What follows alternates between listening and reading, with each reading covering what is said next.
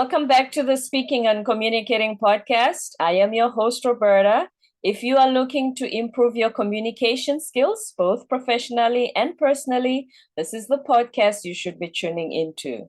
And by the end of the episode, please remember to subscribe, give a rating, and a review.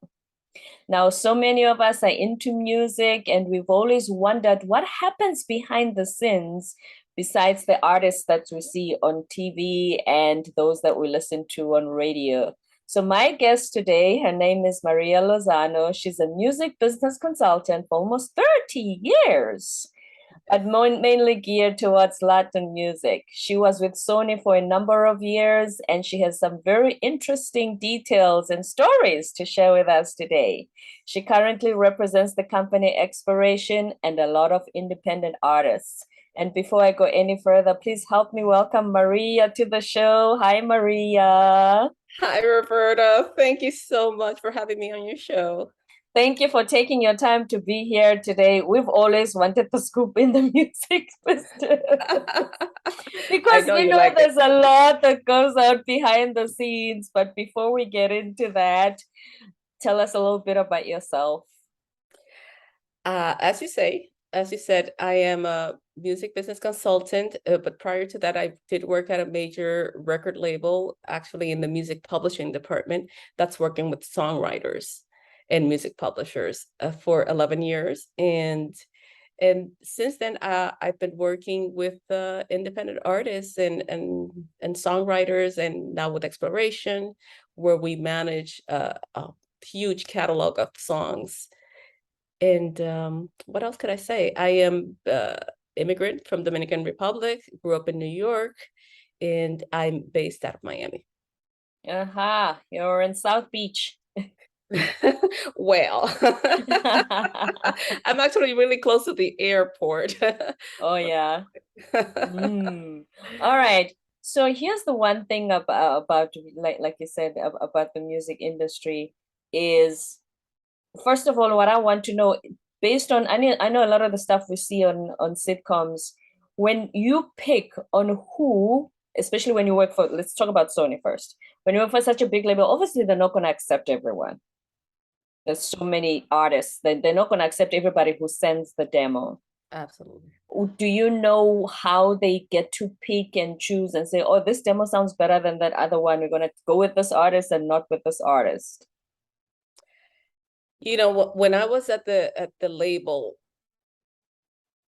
obviously I was in music publishing, which is separate from A&R. That's an A&R position, which is artist and repertoire. There's someone actually dedicated to looking for artists and repertoire. I wasn't doing that capacity. But what I know about is that the person, the A&R person, is looking and hearing a whole bunch of material, a whole bunch of stuff, and determining what can stick and what doesn't, and what he could bring over to his boss to actually get them to invest and so on and make an artist. That was back then.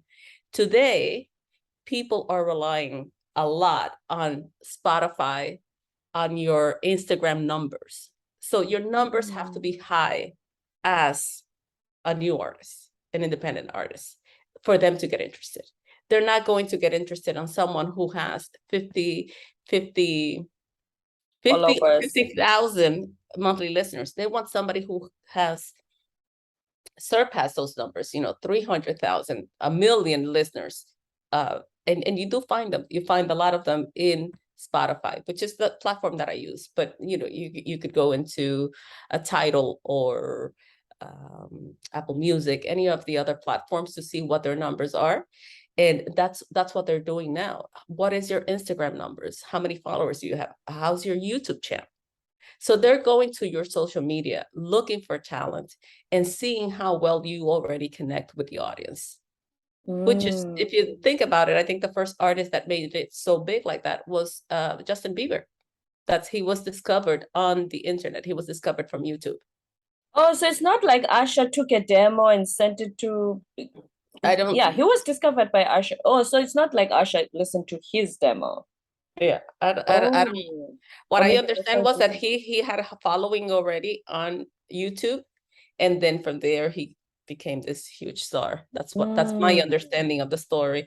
And then he got a manager and so on, and made it bigger and bigger and bigger. So, but basically that's what's happening nowadays. And I would say that's in the last 10 years that it has shifted from where A&R people are just there listening to demos and whatever. No, if they will listen to a demo, they're going to go look at your social media, because you should have a social media following. Right now. So they have to see your resume online, so to speak. Right. So that means anybody can be discovered and the record company will come to you. You don't always have, like before, be in the begging position to say, hey, and you bribe the secretary to slip your demo under the boss's door. Absolutely, absolutely. But what's happened now too is that the access to you becoming an artist has been democratized. So now if I want to put out an album, I can put it out. I mean, I would have to spend some money, maybe, let's say, or maybe I want to put out a single. Maybe I spent $5,000-6,000 putting out a single. But if I have a huge social media following, I don't need the record label, because they will recommend. So you have to think of this like a chain. So your mother recommends to your aunt, she recommends to the abuela, and so on. And then your friends to another friend and so on. And that's how you make the change and you make this grow. And you'd be making your money directly. So if you earn $1, that dollar is coming directly to you and you don't have to split it with the record label. So that's the advantage of being an independent artist nowadays. It's so democratized. Speaking of money, which is where this whole conversation is going. How many times have we read stories like TLC, the Salt and Pepper, of Tony Braxton? You sold $250 million worth of records and this bankruptcy, or TLC was paid $99. How do these numbers vary so much? I work with the previous record labels before the independent age we're on now. Were they really screwing people that much? I don't think so. And I'm not a defender of the record labels or of anybody for that matter. But I would think that a lot of artists live larger than they can, and they don't realize the financial aspect of earning money. So if you earn money on a huge hit now, let's say MC Hammer, for example, who, Can't Touch This is an anthem. To this day, yeah. To this day. So, but there's no way he's ever going to top that. So you can't spend all that money that he was spending, or at the rate that he was spending it, and then say the record label screwed me. No, you were living larger than life. And going back to the point of the record label screwing you, you have to look at the agreement. Maybe not you, but have a good, competent attorney actually checking in everything and making sure that attorney has your best interest, because it doesn't happen sometimes. Even though you hired the attorney, they may not look out for you. Yes, and one thing I heard, I had one guy call me one time and he said, "Oh, I'm gonna have my attorney call you." And I said, "Fine, okay, I'd rather speak to your attorney because I know he's gonna understand us." So I said, "Okay, so can I talk to him now?" And he said, "No, because he's in a jail. He's going to see a client in jail." Oh, okay. So this client, what type of attorney is he? He's like, "Oh, he's a criminal lawyer." I'm like, "Look, a criminal lawyer is not going to be Isn't there something called an entertainment lawyer? Not that I'm a legal expert. Exactly. So that's another mistake that a lot of artists do. They go to their cousin who's a lawyer. He may be a personal injury lawyer, but he doesn't understand music. Entertainment. You need to hire an entertainment lawyer who is competent and will look for your best interest. And a lot of times, like in the case of TLC, they were young girls. They were very young. 16. I'm sure that their parents, the agreement had to have been signed by the parents, because a minor cannot be the signatory on an agreement. And the parents were responsible for getting a competent attorney and making sure also that their finances would have been taken care of in a responsible way. And I know that I saw, I think it was a Behind the Music and VH1, where they were saying, well, I made this and then they paid me this and they paid me this. Well, could be true, I'm not saying that that's not true, but they have to, the artist needs to know what they're spending. So there is an account that the record label will keep track of. So if you spend a night of Cristal and sushi and limousines and Living get large. your hair done, it's going to come back to you. They're going to deduct that money from your account. I've seen even in all my experience, I actually saw where the label was paying for an artist's tickets. He lived in New York City, so his card, he didn't move it from one side to the other, so he would get a whole bunch of parking tickets. So the label was paying for those tickets. And then when this person came to say, oh, but the label doesn't pay me anything, well, here's your stack. Traffic department will beg to differ. Exactly. And another one, and this is another one that was like, wow. The label was paying for a child that this guy had outside of wedlock. Did he ask the label to do that? Yes. And then he would say, well, and then I guess he would tell his wife, because he didn't want his wife to know about the kid. Of course. The label doesn't pay me. I mean, stories. So yeah, okay. I understand that, and yes, you can't expect the label to pay your expenses and your child support and your sushi fees and everything. But here's my question. So when you sign the contract, and I know that you are not in the construction section, but just in general, if you are signing the contract, does it tell you if for every dollar you sell of your CD, you will get 40 cents and the record label keeps 60 cents for every dollar? Is there something like that in there? It's not that cut and dry. It actually says we will pay you, let's say, 25% of the PPD. The PPD is the price to the dealer. It sort of translates to that. And the dealer is the retail store. Yeah. So if we're selling an album, think of it back then where you sold actual physical copies. Yes. So you're selling an album to Best Buy. You sell 10,000 units to them. Right. You're not going to sell it to the $15.99, which is the price that they sell it at. The record label will sell it at $7.50 or whatever. So Best Buy adds its profits, obviously. That's how we come to buy for $15.99. Exactly. So the label is actually selling it to Best Buy, Walmart, and all the distributors for $7.50. So you're getting not from the $15.99, you're getting on the price to the dealer, which is the $7.50. The $7.50 they sell to Best Buy for. Right. Do they tell you though that it's out of the $7.50 you get $2? No, they don't. It's not specific like that. It's whatever the price whatever the price is that they sell to that dealer. So they may have a different price for Best Buy as they will have a Walmart, because Walmart has maybe a larger section or whatever. But that's in the older days. But a lot of labels, which is what I don't like, they still continue to use that language. And what they should, and they sounds very vague, because the reason I keep asking that question, I'm trying to get at, as an artist, do you at least have an idea up front that if you sell this many, you potentially are going to gross this much? I don't think they do. And it's really hard to tell, because I don't know what price you're going to sell. It's like your shirt. I like your shirt. How much would you sell it for? I don't know. I don't, like I'm going to get I'm going to get 10% of whatever you sell that shirt for, but I don't know what you're going to sell it for. So that's the incognito kind of portion that you just don't know. So even they don't know how much they're going to make.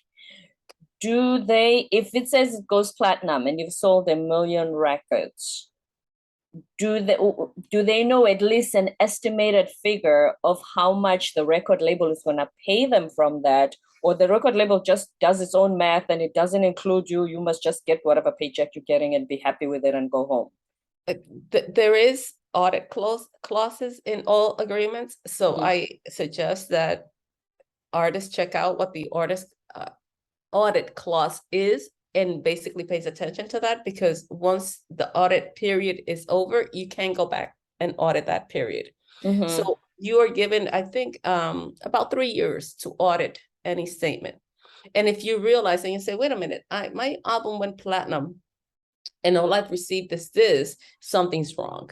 Yeah. But artists need to be checking that, or a business manager, which is something now that a lot of artists do have, is a business manager who should be checking those numbers and making sure that if you are a platinum selling artist, that you are getting platinum Kind of money. monies. Right. But to answer your question, it's kind of vague. You have to go back line by line and check to see exactly how much they sold it for, because they will tell you what the price was. The price was, $7.50, $6.95, $5, whatever the price may be. And then from that, you get that whatever 25, 18, 15%, whatever your rate is with the label. And at the end of the day, it probably it's not a bad deal, because they have a lot of marketing costs. They have a lot of, which could or cannot, or don't necessarily need to be recoupable from your account. So all of those things are variables in the agreement.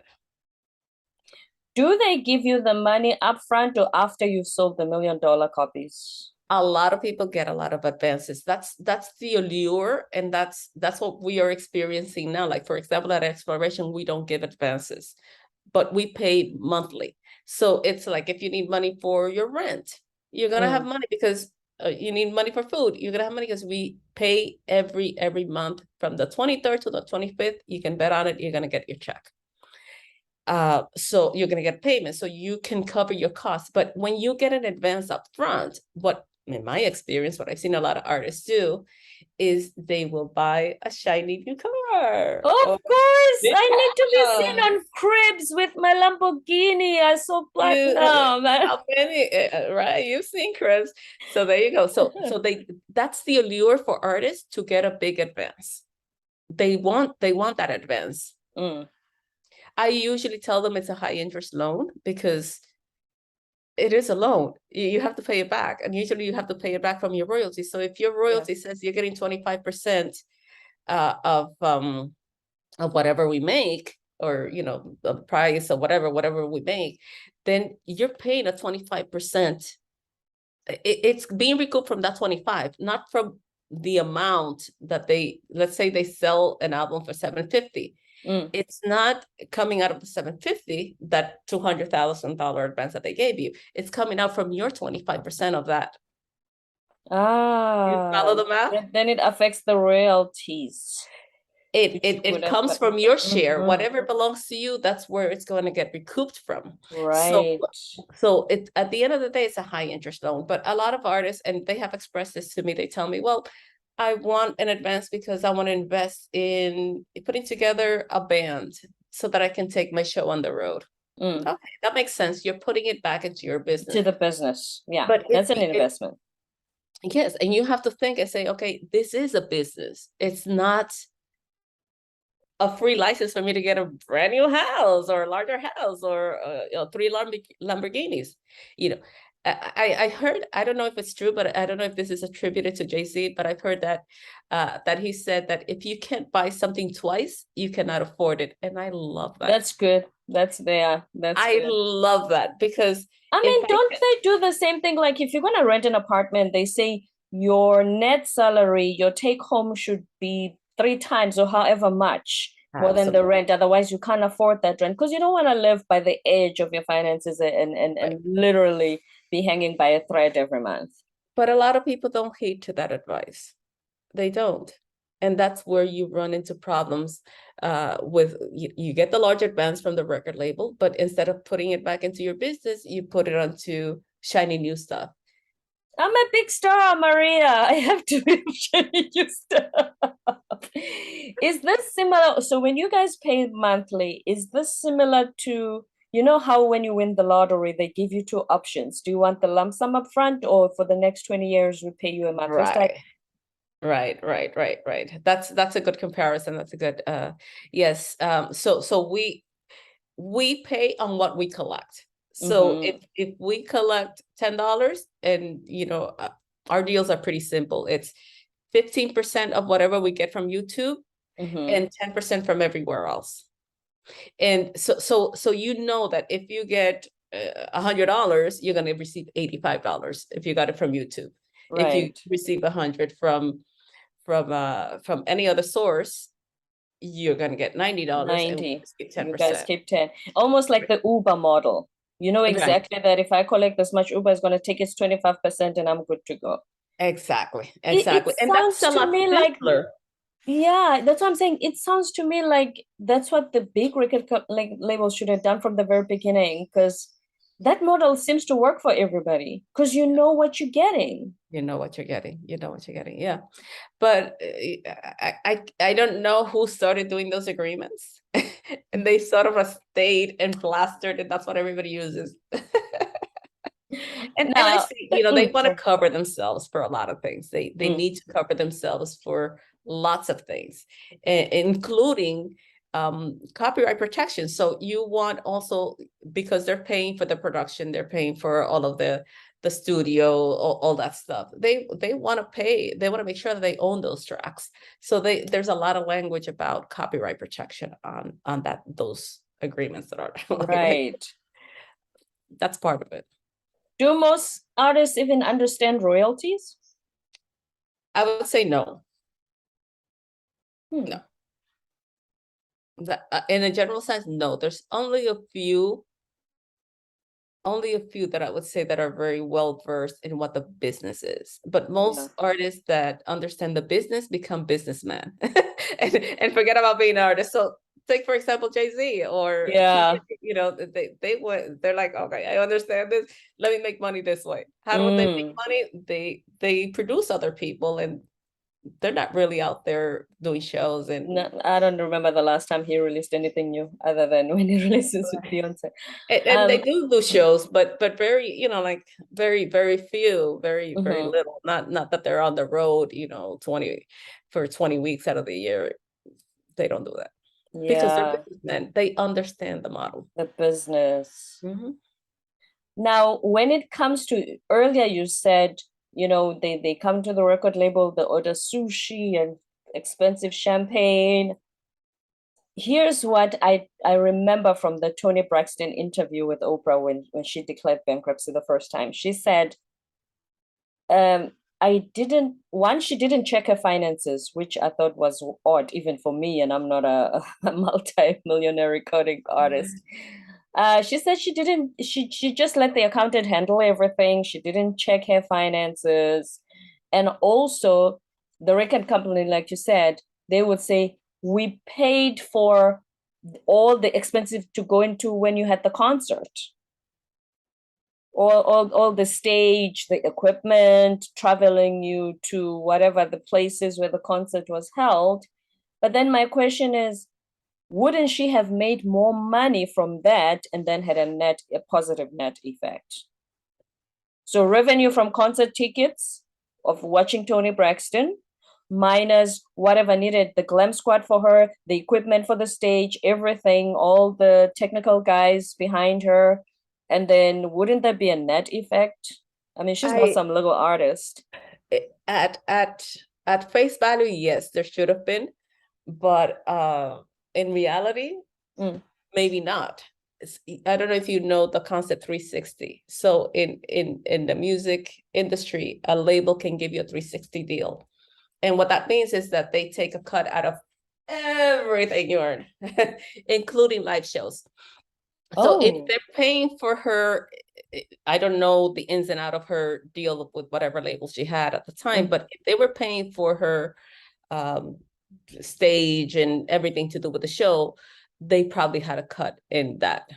In everything. So she'll sell the concert tickets. They take their cut from there, whatever percentage they agreed on the 360 deal. And then in addition to that, deduct all the concert expenses and the champagne and sushi she's having there in the dressing room. Possibly, yes. I don't know the ins and outs, but that's what I would think was happening with that, if that was the case. That they would be taking a cut. But still, sometimes, unfortunately, there's a lot of accountants, like in everything, there's a lot of accountants that are not kosher, let's put it that way. Oh, we hear those stories all the time. Your Rihanna, your Steve Harvey, they run away with millions. Oh, those Oh stories. yeah, Steve Harvey, We right? actually Like, even mentioned them on the other episode. Yeah. With the yes, football players. That's why some of them retire broke because the yes. accountants are some unscrupulous And ones. Yeah. one guy too that I know of, he's a very small time songwriter, but one thing that it's worth mentioning, people, the songwriter or the artist, I mean, they just don't realize it. When you get an advance from a record label, you're getting, let's say, $100,000. From that Mm-hmm. $100,000, the first money that needs to come out is taxes. Ooh, do And they forget that? they forget it. They forget it. So then so I have this one guy that I've been telling him for years, listen, dude, you need to go to your local field office of the taxes and just to IRS and just tell them, I want to do a deal with you guys. Stop charging me interest because I'm going to start paying you and start Mm-hmm. paying that tax bill that you have that is growing by the minute. So what's happening to him is that all the labels everywhere that he had any money coming from, it's being garnished by the IRS. Oh my I feel word. so bad for him, and I'm like, I want to do this for you. I want to go with you. Let me know when you want to go. I'm And about to say, like you said, you suggested, so he hasn't taken the time to go and negotiate. he hasn't done that. So that's, that's the first thing. And a lot of accountants, they know that they have to do that. Mm. But sometimes, I don't know, they probably sleep on it, whatever. And that in the long run also affects the artist. Because if you realize, oh, I have this account and I have been doing this and I've been living my life and not caring about the numbers because I get my money and I live my good life. Mm. And then realize you have a tax bill for, Mm. a hundred $1 or million. $1 million. I think it happened to Wesley Snipes. I think Oh he had yeah, he had something of a huge tax bill or some something. tax evasion charge he had. Yeah. That's unbelievable that should happen to anybody here in the States, or anybody anywhere, because you have the information and you know that the first money that you have to pay is to the IRS. That's So it. That's they the first forget money. that, and then it gets interest and penalties, and it just keeps growing. Yes. So that could also be an issue with a lot of artists too, where they have to declare bankruptcy because they now realize they have this tax bill that how am I going to get it? How am I going to get it down? I don't know. Speaking of the monthly stipend, okay, that's what you do now. But before that, when they gave you that $1 million check, did you know upfront how long it's gonna last you, or did you think you were going to get it, repeatedly every other month? Like, how does that work? When they give you the big check, do you know how long this would last so that you can at least plan and say, okay, I have this for the next 2 years. I need to be careful with my money. I don't think there's any way of knowing, especially nowadays. In the old days, you kind of knew because major albums usually sold, 10 million units, and you're like, oh, okay, that's okay. But you wanted to sell 30 million units. Those are the numbers. That's where something's happening. And of course, they don't pay you that all at once. It gets paid over a period of time. Okay. They have to account for returns. In the music industry is the only industry where you could actually return the goods. Like if you go and buy something at your supermarket, you go buy a piece of meat and you don't like it, you can't return it. But the record stores could actually return the the the the the The CDs and whatever. CDs Mhm. to the record label if they're not selling? If they're not selling, they would return it. Yes. So that's something that, okay, you sold 30 million units, but you had, I don't know, 10 or 15 that were returned, 10 or 15 million. So now the record label needs to either house these, put these in so there's expenses there too of warehousing. Yeah, it's I scary. did not know that. And I thought I always keep track of my celebrity gossip. I did not know that. Yes. So that's in the old days. It doesn't happen that way anymore. Mm. Because you have streaming, and so there's no charges for Physical keeping it or return. whatever physical. But still, those are remnants of the industry that still I've seen in agreements even today. Even though But they don't exist. even though they don't exist, but a lot of people want to get CDs. So a lot of smaller artists that still shows, they want to buy physical copies, and they do. They buy it from the label, so the label has to print them anyway. So there is there is that component, and it has to happen. It has to be there, because even if it's not the major source of income, it is some source of income. If the artist wants units printed, they will do it. And even vinyl, the label. So, and you know what, in any question that I've asked you, I still, at the end of the day, you still need an entertainment lawyer, because I'm sitting here thinking, oh my goodness, even that would trip me up, or I wouldn't see that coming until it hits me hard. You need an entertainment lawyer. I don't know how much. Absolutely. And make sure it's an entertainment lawyer, not a foot injury, not a injury. The ones you see on TV, the injury lawyers. Not an ambulance chaser. No, you need an entertainment lawyer. If I need something in, whatever, because I got hurt, then I'm going to go to that type of lawyer, not an entertainment lawyer. So you need somebody who specializes on that. I would also recommend a business manager. If you're at a point where you're getting X amount of money and you're not sure what to do, a business manager should be able to help you to diversify your investments, to make sure you have money invested and not only in expenses. Right. Keep tabs of your expenses and tell you, hey, you overstepped your expenses this month. You can't go over that, because everything is, it's not rolling in like that. It's not just raining money. How do you keep tabs on your accountant? There's also managers. You have a manager. Okay. Most artists have a manager, business manager. The business manager will hire an accountant, or it could be a third party. You could hire auditors who would actually audit one or the other. I'm not sure exactly how, but there's all types of professionals. And when you reach a certain level, you have to know about those professionals and how best they can help you.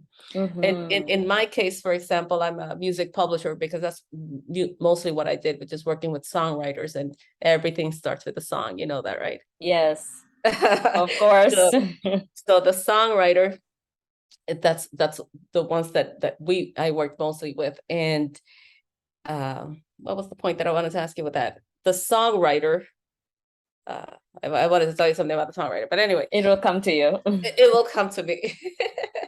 But okay, it just came to me. The songwriter, because he's not producing any physical units or anything that you could actually see. It's intellectual property at the end of the day, that's what that is.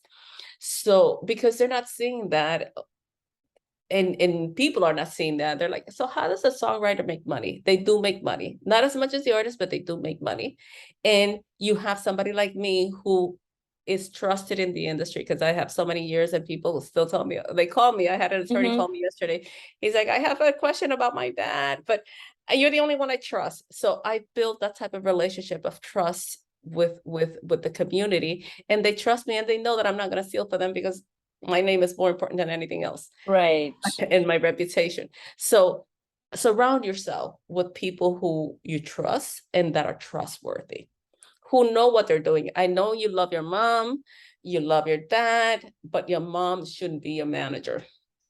Because she doesn't have the experience. Doesn't mean she has the business manager expertise. She's just your mom who loves you. Who loves you.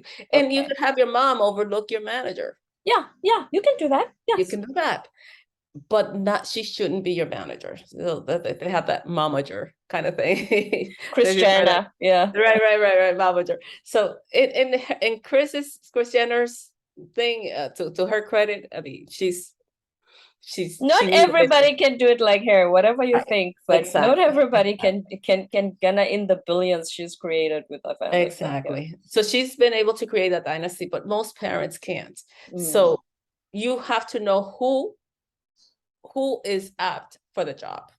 At the end of the day, those are my closing words. Yeah, I mean, I knew songwriters do make money, but I've always wondered how, how like Diane Warren, how many songs do we love written by Oh my Diane God. Warren? Yes. So I know she So makes a couple of dollars from that. she does. And the way that it works, and just a brief thing, there's a thing called a mechanical income. Yes. Mechanical in the old days, when songs were put into a CD, that is a mechanical instrument. So it's still stuck. It's still called a mechanical. And the US, it's a copyright board, set a rate of 0.0910. So it's like 9 cents for each unit sold for each song. So if you have a song with 10 tracks, Yeah. you know that your cost in mechanical is going to be 91 cents. 10 times 9, 91. Okay. So that's how the record label also does their math. They're like, okay, I also have the mechanical cost, because sometimes, Diane Warren is not an artist. She's the songwriter, but she writes the song. So that's what they're going to pay Diane Warren, by making that calculation. So if she has 10 songs in an album by Whitney Houston, with Celine Dion, yeah, she writes for all of them. 91 cents for every unit that is sold. So that for songwriters, you're almost able to tell able to estimate about how much they're going to earn. That was in the old days. Nowadays with streaming, it's hard, because streaming has so many ins and outs. So you don't really know how much you're going to get paid for a stream.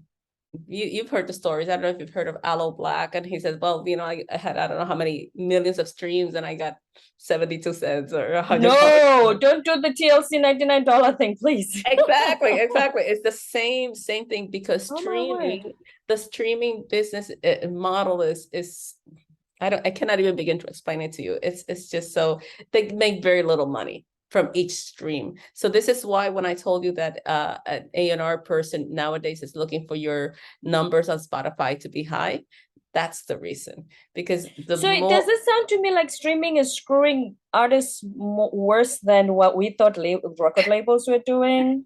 I think it's not that they're screwing artists, it's that the agreements that they've made with the record labels have not been very beneficial for the artists or the labels themselves. They're not beneficial. They are changing it, and there is a copyright royalty board that is sort of in the middle now. That's a section of the US of the Library of Congress. So a part of that is devoted to setting copyright royalties for those, the Pandoras, the Spotify's, the titles of the world. There is a board trying to make up rates that are beneficial for the songwriters. Yes. So there is a body that is regulating it. But think about it, when this all started, it just went from CDs to streaming, and it went really fast. Suddenly everything is on the internet. Into streaming. Yeah. So from which gave us the impression that now independent artists are not going to be screwed over. They're going to be in control of their work, their earnings. It's going back to the old days again. It's sort of, because they will be paid based on what the majors agree with them. So even if you're an independent artist and the majors or the copyright royalty board set amount, this is the amount that's going to get paid, that's what's going to get paid. But it's usually because you have lawyers and advocates for the majors, and if all the majors agreed on a rate, then that's what everybody else will get. So they kind of set the bar for everyone else. But I have faith in the copyright royalty board, so that they're gonna keep things under control. They're gonna keep it under control and be more fair to the artists. But there's so many services, and they're popping up at every moment. And you have Peloton now. Peloton is using music. Of course, they have to use music for their stuff. They have license the bike. they have to issue a license also that will pay the artists and songwriters for that. So that is all in the copyright royalty board consideration, I guess. It makes sense. We all want to get paid for our hard work. Absolutely, absolutely. Oh, Maria, this has been so wonderful and entertaining for me. Oh, I'm so glad you liked it. Such a pleasure talking to you today. What a way to start my day. Thank you so much for taking your time and being here with us. Thank you for having me. This has been so much fun, actually. I have to do a plug to my Toastmasters group because I don't know if you know Toastmaster. Yeah, I'm a Toastmaster. Yes, I joined You when I are a was in South. Toastmaster. I joined when I was in South Korea in 2015 in August. So yeah, I've been a Toastmaster for 7 years now. Wow, I'm a Toastmaster since 2020, I think. Oh yeah. First year. So no, 2021. 2021. Last year.